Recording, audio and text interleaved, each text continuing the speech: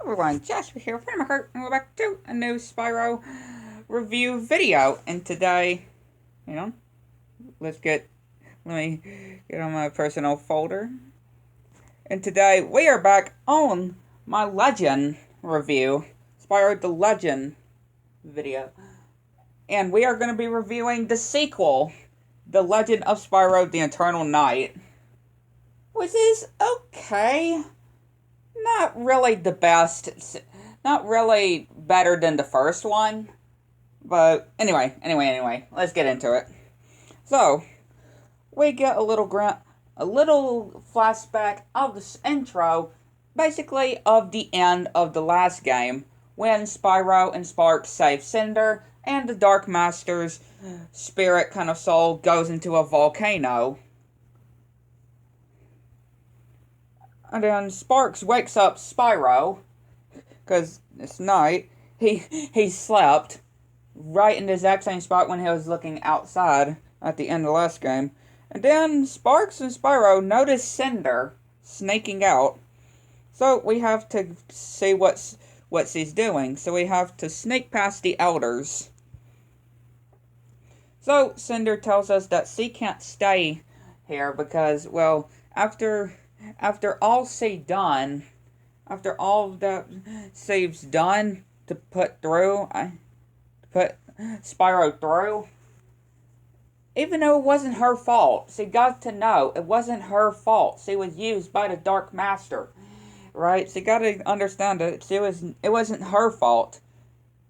It was the Dark Master's fault for using her for evil. So Spyro starts feeling hallucinating, and then he faints. Yeah. Sparx thinks he's going to sleep, but he's faint.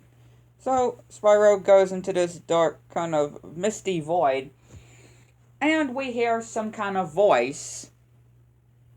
We don't know who this guy is early on in the game right now, but he grants us new powers, like Ice Breath, Earth powers, I believe, and Electric Breath as well, later on in the game. So, Spyro wakes up, and then we can see we're going back to where we left before, and we're seeing it's being attacked.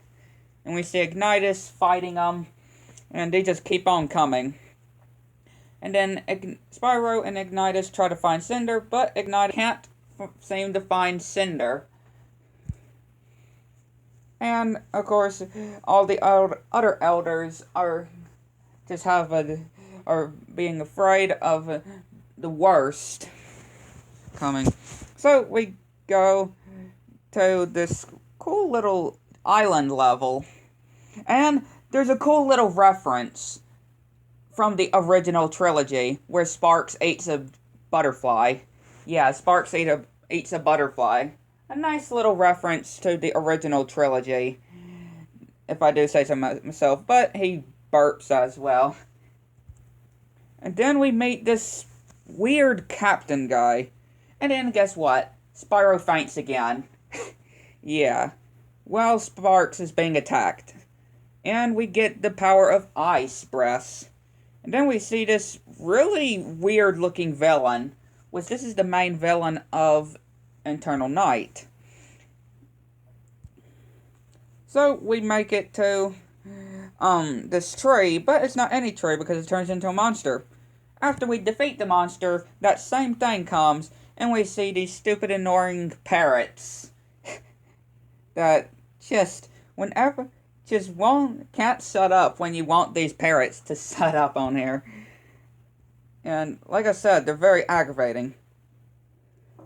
So, we see, the Beast knock out Spyro, like, knock him out cold, and capture Sparx and Spyro and take them on their ship. And Sparx starts to sing, which is singing so terribly. And then we see that old guy from the last game. And then we have to fight. Yeah, there's 3 rounds. One of them is a giant scorpion. And then the second one is a ship.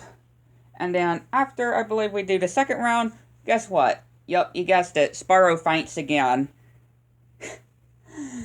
And he gets the power of the enchanted Earth power. Or Earth ability. And then guess what? We get sent back into prison.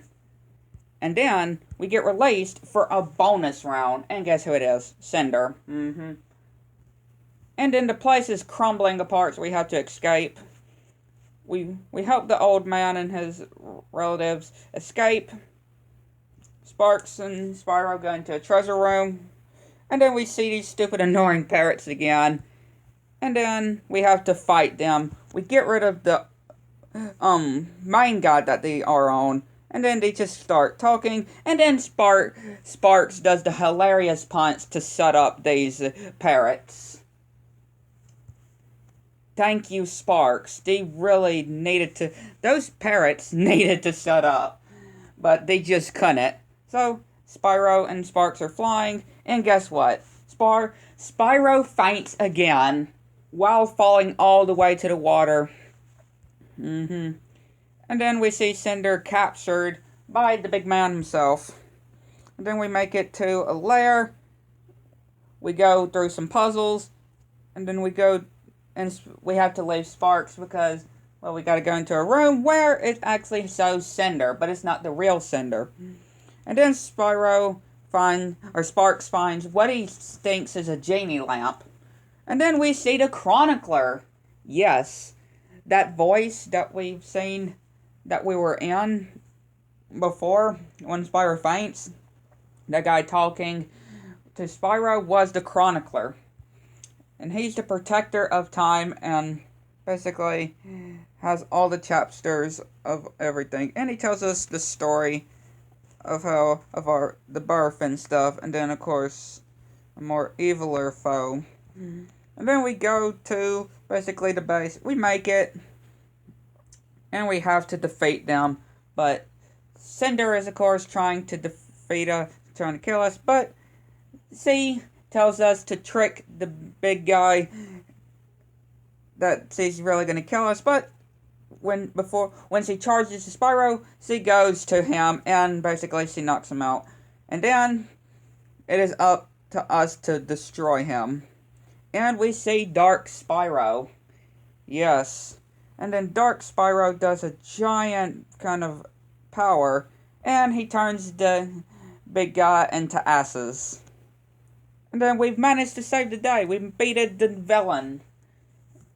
But since we beated the main villain in Eternal Night, the place where the boss was is crumbling apart on top of them. And they're trapped. And then we hear them saying, the Chronicler saying, "Rise up the storm and live to fight another day." And then Spyro does some kind of big power to keep him alive, while the place is crumbling on top of them, which is very sad. It's the saddest ending. And then after the after-credit scene, we see some kind of nuke, we see a character seeing them, sees what happened. And yeah, that's it. That is the Eternal Night. Like I said, really not my personal favorite, especially with the ending, because it's just so freaking sad. But I do like it. Probably not as best as this first one, but I think it's pretty decent. The villain is pretty decent. The kind of challenges is decent. I just find it really good. Except those two stupid parrots that just really need to shut up when they're told to. With Sparks takes care of it. So that's wrap it up for this review. I hope you enjoyed. Hit the like button, subscribe if you're new to the channel, and make sure you have all notifications turned on so you won't miss a single video from my channel. So next time we're going to be reviewing the final game of the Legend series, Dawn of the Dragon. So we'll see you next video.